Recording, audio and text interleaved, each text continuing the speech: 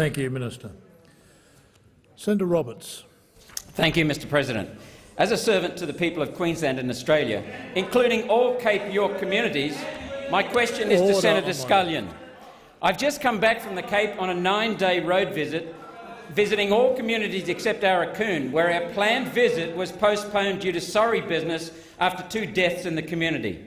I listened to people across the Cape and learned much about what is lacking in the area, and I felt the enormous commitment locals of all races have together to taking opportunities for regional development.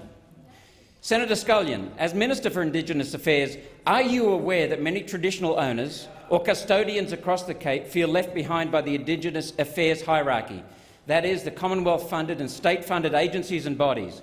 And are you aware that people are crying out for locally driven solutions to social and economic challenges because real, practical outcomes are not possible under current programs, as shown in the appalling results in the latest Closing the Gap report and in the lack of practical resources for seizing community opportunities? The Minister for Indigenous Affairs, Senator Scullion. I thank the Senator for his question and the interest in this matter, and it's good of you to actually visit remote areas of Australia. I met, I think it was last week, I spoke to representatives of every single traditional owner group on the Cape. They met at Jarragon, not far from Cairns, and their particular matter was to bring together a new governance arrangement for the entire Cape so the 13 prescribed body corporates would be completely represented. They didn't do that only because of governance arrangements, but they also did it because they believe it gives them self-government, if you like, in a way that they can make decisions across the board that they haven't been able to make before. You may not be aware, Senator, but there's been recently a native title claim over the Cape that basically fills in the gaps. All 13 prescribed body corporates fill that area.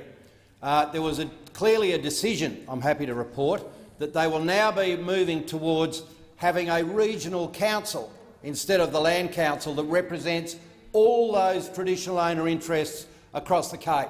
And I have to say I have been really as excited as the proposal that was put to the government. It's not a matter for me. They were just simply informing me of the things that they intended to do.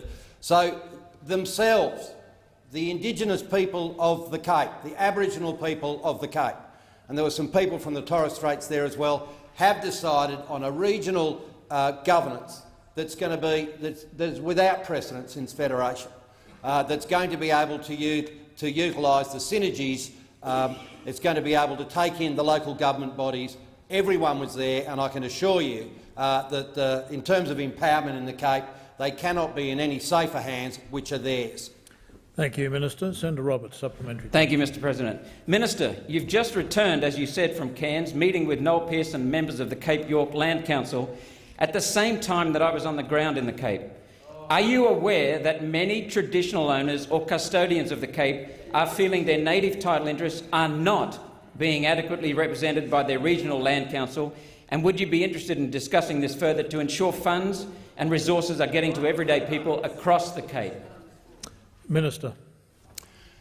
Just in terms of a correction, I didn't meet with Noel Pearson when I was in Cairns. I met with the representatives of 13 prescribed body corporates, which are the traditional owner groups of every element of the Cape.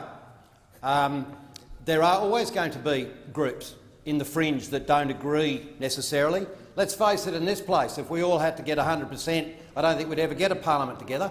But from time to time, it's just like in any organisation, there are dissenters. Those dissenters I meet with regularly. But certainly, Senator, if there are some people that you particularly want me to meet with, if I haven't already met with them, I'd be delighted to do so. But I don't think it's reasonable to say that the funds that are being provided and the advice that's being provided either by the Cape York Land Council or by the 13 PBCs doesn't represent the people of the Cape.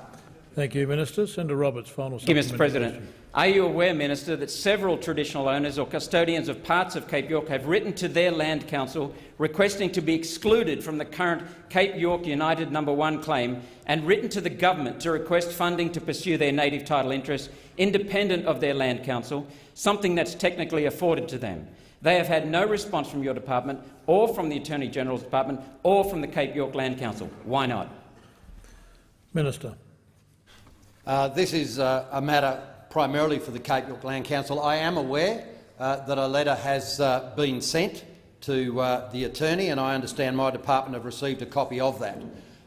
These are matters that are usually determined by the Native Title Tribunal. As I said, this is not uncommon for a few people. Remember, I spoke to 300 traditional owners that represent the Cape. This is a matter, I know, that's a bit of a focus for those people who are outside of that process. I am not sure where we're up to in terms of either the Attorney-General's or my department, but in terms of where we're up to with my department, I'll attempt to get the answers to those matters of that letter on notice to the Senator.